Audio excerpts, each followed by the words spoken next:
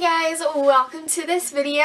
As you can see from the stuff on the other side of me, today I'm going to be talking about backpacking, specifically what you should bring on a backpacking trip.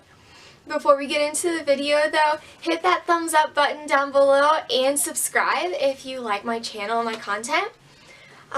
If you get to the end of this video and you want to know more about hiking and backpacking, visit my blog. The link is down in the bio. I have several posts about backpacking and hiking and specifically about those topics in Colorado where I live. So the supplies that you're going to need for a backpacking trip fall into several categories, and I'm going to go through those individually so it's organized. But we're going to talk about just what you need to look for in a pack, what you should have for sleeping. We're going to talk about clothes, we're going to talk about food and water, and then also health and safety. So let's start with the pack. Backpacking packs are very different from your average day pack or what you might take to school. So you really need to make sure that you have a good backpacking pack. I recommend going somewhere like REI or another outdoor gear type store and have someone who knows what they're doing fit you for a backpack and then try on several different ones so you can figure out what's comfortable for you. The frames on backpacking packs are very different from brand to brand, and one might be very uncomfortable for you and one might be better. So just go and try them on so you know what works for you. I use the Osprey Aura pack. Mine is 65 liters because I want to go on longer trips eventually, but if you just want to go for a weekend, a couple of nights, you could get away with a 50-liter pack instead of the 65. So this is what I use. And with the pack, if I can find it, with the pack, you're going to want a rain shield. This just fits right over your pack, and that way nothing gets wet if it starts raining, because when you're out in the wilderness, there's no cover from the rain. Alright, so let's move on to what you're going to use for sleeping. Most people, when they go backpacking, bring a tent with them. I don't like backpacking with a tent. They are heavy, or if you buy the really light ones, they're really expensive, and so I backpack with my Eno. I just have the regular Eno double nest, a pair of extra long straps, and this is what I sleep in at night. I know some people don't like the Eno for backpacking because there's no insulation underneath, so it can get really cold, especially if it's windy. And if you don't have good trees, then you are kind of in a jam. I've heard of the Lawson hammock that I'm very interested in, and it's a hammock that also comes with a frame, so that if you have to set it up as a tent, you can. But for now, my Eno works really well. Everywhere I've gone backpacking in Colorado has a lot of trees, so I haven't run into an issue so far. You're also going to need a sleeping bag. I don't know the specific numbers as far as insulation and how warm it needs to be, but I do know that you need to make sure that you have a really good warm sleeping bag. Down is historically the best. There are synthetic fibers now that people use that are almost or just as warm as down. I have a down sleeping bag. It works really well for me, but that is what I use to sleep when I'm backpacking. And another note, if you do use a tent when you're backpacking, you're also going to need a sleeping pad because the ground gets really hard. Or, I know some people who don't use a sleeping pad, but I would recommend that if you choose to backpack with a tent. So now let's move on to food, everyone's favorite part. And I'm not going to talk today about what exact food you want to bring on a backpacking trip. I'm going to save that for a later, probably blog post. But I am going to talk about, just the general supplies and tools that you're going to need for food and water when you're backpacking. The first thing that you're going to want is a bear canister. This is really hard plastic with a lid that locks. Bears can't get into it. You can tie your stuff up in a tree, but this is going to keep it really safe. And if you are backpacking in national parks, you are required to have one of these. Everything that has a smell, so your food, your toothbrush and toothpaste, your deodorant if you pack it, your sunscreen, everything goes in here. Oh, and your fuel too. It all goes in here so that, because the bear will still be able to smell it, but he won't be able to get in, and you're going to want to keep this far away from all of the rest of your supplies and where you're sleeping, so that when the bear comes for this, he doesn't find you. Alright, the other things that you're going to need for your food when you're backpacking are a stove. I use this handy little Coleman stove. It just looks like this. And you're also going to want fuel. This screws on top of this fuel canister, and there you go. That's how you cook your food, or you heat up your water if you have an instant meal like a lot of people use for backpacking. I like to cook when I'm backpacking instead of just using the freeze-dried food. But this is what you're going to want. I also use this Stanley little pot to cook in, and it comes with these 2 cups that you can eat out of. You can put coffee in them in the morning. They work pretty well. You're also going to want some reusable utensils. I just have these plastic ones. You could get bamboo, metal, whatever you want.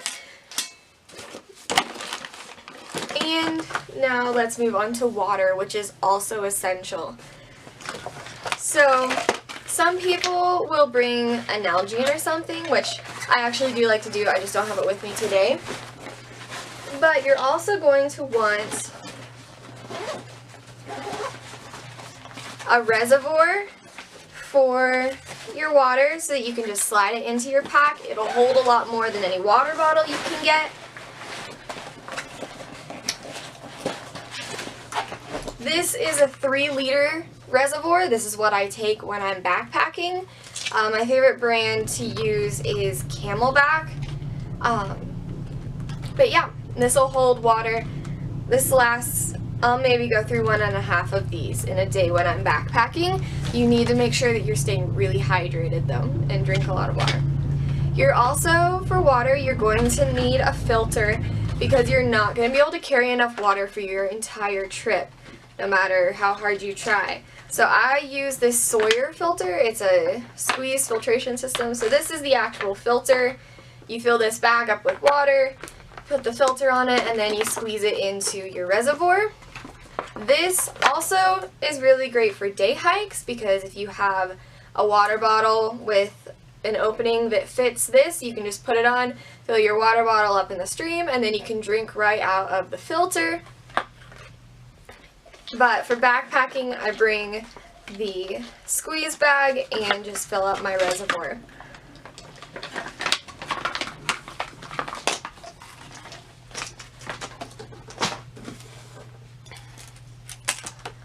Alright, now let's move on to health and safety, which is super important when you're backpacking because there's often no cell service. Sometimes you can be so remote that you might not see any other person on your entire trip. And so you want to make sure that if anything goes wrong that you have the supplies. Well, first of all, that you have the supplies to make sure something doesn't go wrong. And then if something does, that you have the supplies to be able to get back somewhere where you can contact people and get help. So, a big thing you're going to want is sunscreen. It's fairly self-explanatory, but you don't want to be getting a sunburn, you don't want to be increasing your risk of skin cancer later on in life. Another thing that you're going to need, which is kind of the most important part of this, is a first aid kit. And I can go into more detail of what you want to pack in your first aid kit in a later video if you'd like that. But I just use this Adventure Medical Kits. It's the 2 people 4 days backpacker first aid kit, and this doesn't have everything that I personally would like to bring on a backpacking trip, but it does have most of what you'll need, and it's a really good tool. It's super compact. It has some basic medications, some basic first aid supplies,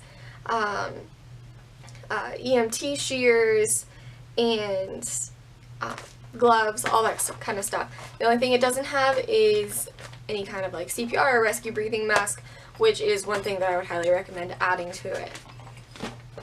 Another thing that you're going to want for safety is a headlamp.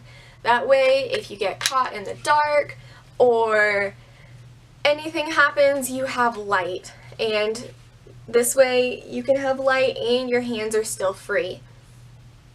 I have this one from Black Diamond, and it's just, I think it's battery operated. I don't actually know. Haven't had to find out yet. But you'll want a headlamp. Some other supplies that you're going to want for health and safety are duct tape, so you can put stuff back together until you can replace it. The water filter also goes in this. And you're going to want an emergency blanket. This is reflective and it'll keep you warm if you're ever in like a major emergency. And if you're ever lost and you wrap yourself in this and people go looking for you, you're a lot easier to find in this. You're also going to want some rope. You can do tons of things with rope. I have this paracord that I pack with me. And when I get to clothes, I am going to talk about my favorite rain jacket. I also talked about that in my blog post about what I like to wear for day hikes. But a rain poncho is always good. This is one that I've used before, and I'm just careful with it and fold it up. But you can get them for like a couple of dollars. And this is so good to have if it starts raining suddenly, because when it starts raining, the temperature can drop like that. Okay, and the last thing that we're going to talk about that you're going to need to pack for a backpacking trip is clothes. To start with shoes, when I go backpacking, I usually wear my Merrell hiking shoes. I have I don't know which ones they are, but they're hiking shoes from Merrell, and I wear socks from Smartwool. Even if it's hot outside, I recommend wearing wool socks. They're very comfortable. I don't get blisters ever when I wear wool socks, and when it gets to be nighttime, they'll keep your feet really warm. I don't wear these normally when I'm hiking, but I always take them with me on a backpacking trip, and they are water sandals. Now I have Chacos. I got these last summer when my Tevas wore out, and I loved my Tevas so much. I'm looking forward to seeing how my Chacos compare with backpacking, but these are good if you need to hike across a river or to just get your feet out of your shoes when you set up camp for the night and let your toes breathe. These are just really great when you don't want to be wearing your normal shoes, but I really do not recommend hiking in them just for the bulk of the time that you're walking. We move up. I usually wear leggings when I'm backpacking. I have these from Nike, but I also like shorts, and it's good to have both. I like to change into a pair of shorts when I'm ready to camp for the night. They're a little bit more comfortable and easier to move around in. I really love my Patagonia baggies. They're super comfortable, super versatile. They dry really quickly if you get wet, and so these are what I like to wear.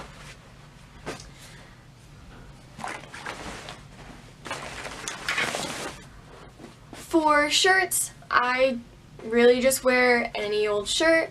I've heard people recommend Smartwool. I do recommend that you wear something that will dry quickly and be breathable. For bras, I like just a low impact sports bra, something that's not going to be super constricting. I really like this one from Under Armour that I will link down below. Just comfortable, simple. And lastly, one of the most important things that you're going to pack is your layers for keeping warm and staying dry. I usually pack this Nike Dri-FIT quarter zip pullover. This has lasted me for a few years, but when it wears out, I think I'm going to replace it with either a Patagonia pullover or a wool sweater to wear. I don't usually pack this, but I've heard a lot of backpackers saying they really like just a simple fleece jacket like this, something that you don't care if it gets really dirty or if you have a fire and sparks get on it. Just something that you can throw on and it's easy. It's also, I would say it is good to even bring both, because if it's really, really cold, layers, like they'll both keep you warm, and then also the layers will allow airflow in between and insulate that so that you can stay warm better as well. And then the last thing, no, not the last thing, the last jacket that you're going to need is a rain jacket. This is so, so important, because even if it's warm outside, if you get wet, your chances of hypothermia are going to go way up. So a jacket is super important for staying safe. I have this one from Helly Hansen, but just any old waterproof rain jacket will be really good.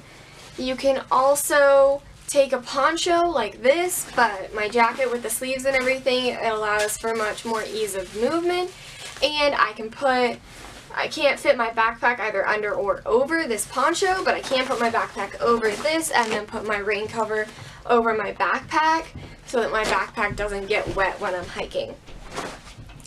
The last thing that you're going to want is a hat, because like I've said, it gets really cold at nights, and so having something that you can put over your head, that'll cover your ears, is really, really helpful for staying warm. I also don't take this with me always, but one of these little bandana type things, but it's a tube, I don't know what it's actually called, but you can find them at REI or any other like outdoor wear store. You can put it around your neck, it'll keep your neck warm. You can pull it up over your face if the air is contaminated or you're dealing with a fire. You can pull it over your head with the hat and it'll help keep you warm. This is just a really useful all-around tool for backpacking. Alright, that is all that I have. That's everything that you should be bringing with you if you go on a backpacking trip. Tell me what you think in the comments. If you enjoyed this, make sure to